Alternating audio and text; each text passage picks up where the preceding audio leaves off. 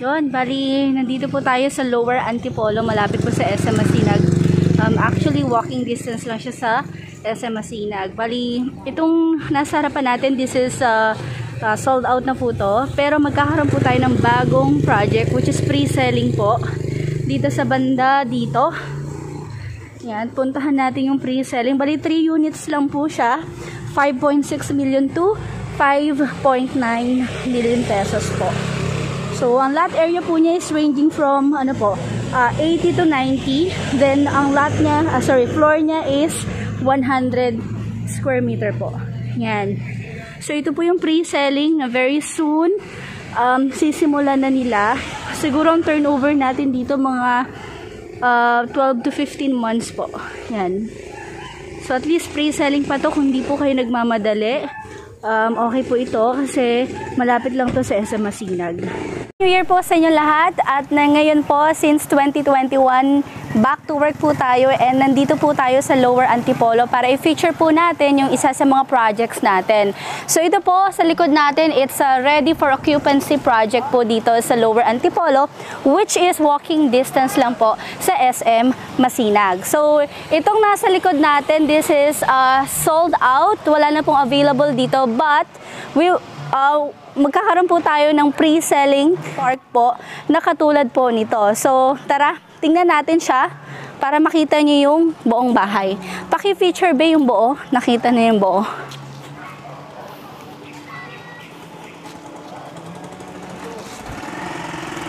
Yan po yung townhouses natin. So, 2-car garage po, then 3 to 4 bedrooms, then 3 toilet and bath, then 4 bedrooms po.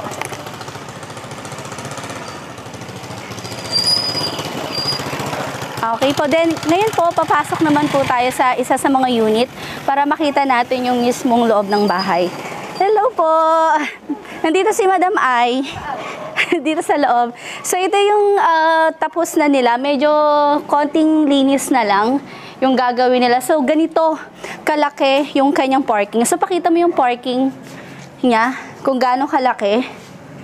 Hi po, kamusta?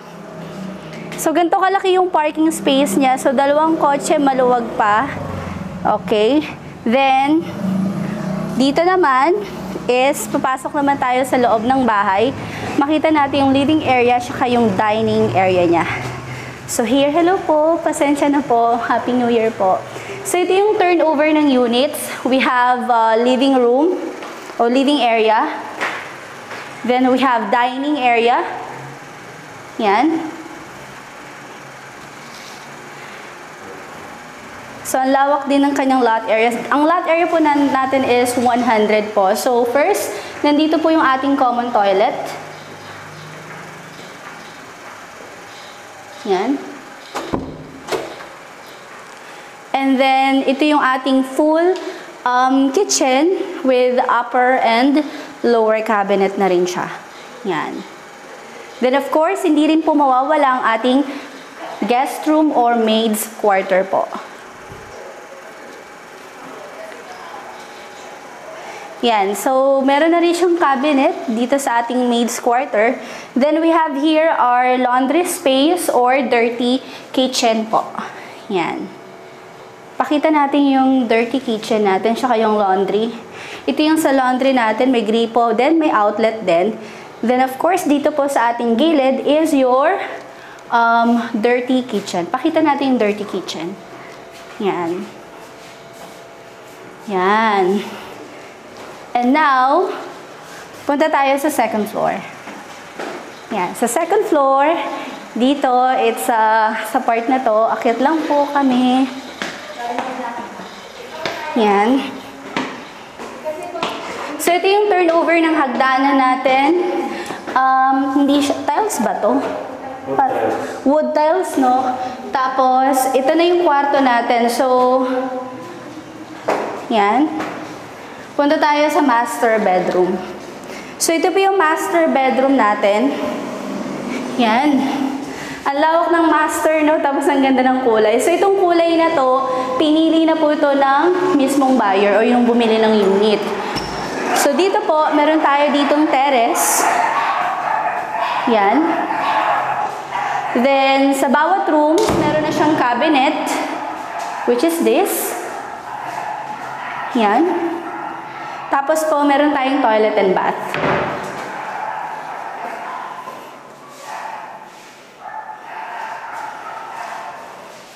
Alright, so after that, punta naman tayo sa kanyang common toilet and bath. Ito po yung kanyang toilet and bath. That's common for second and third room po. Then, ito na yung second tsaka third room. Pakita natin.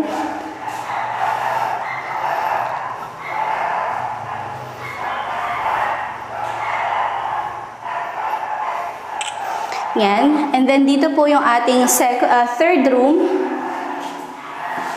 Malawak din, no? Medyo nakikita naman yung taas niya, no? Tapos yung cabinet niya.